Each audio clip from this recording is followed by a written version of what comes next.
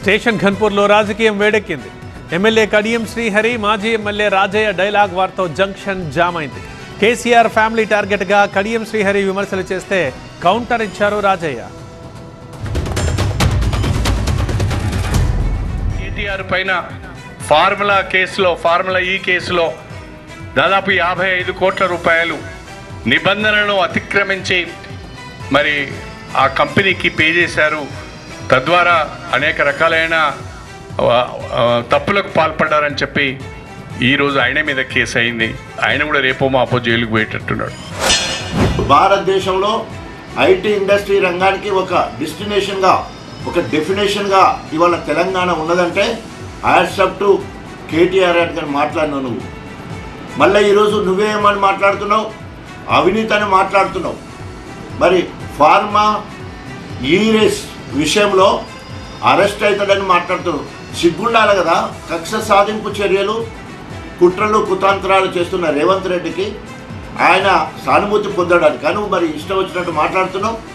నీకేమైనా మాట్లాడితే ఇంకితం ఉండాలి కదా. కాళేశ్వరం ప్రాజెక్టు విషయంలో కేసీఆర్, హరీష్ రావు గారు అనేక రకాలైన సాంకేతిక పరమైన ఇతరత్ర తప్పులు చేశారు. వాళ్ళను కూడా తప్పకుండా విచారించవలసిన అవసరం ఉంటుంది అని చెప్పి కమిషన్ ఘోష్ ఒకవైపు మాట్లాడుతున్నారు.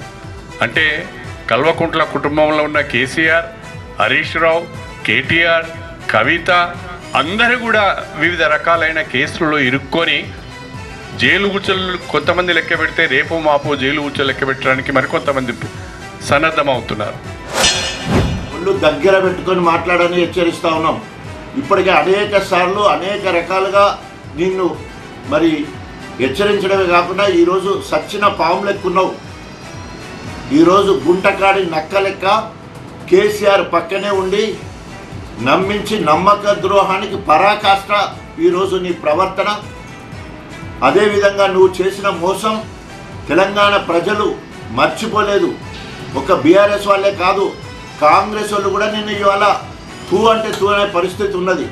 ఇవన్నీ మర్చిపోయి ఈరోజు తగుదునమ్మని చెప్పేసి ఆ నలుగురి జోలికి వస్తే ఖబర్దార్ కడియం శ్రీహరి గారు.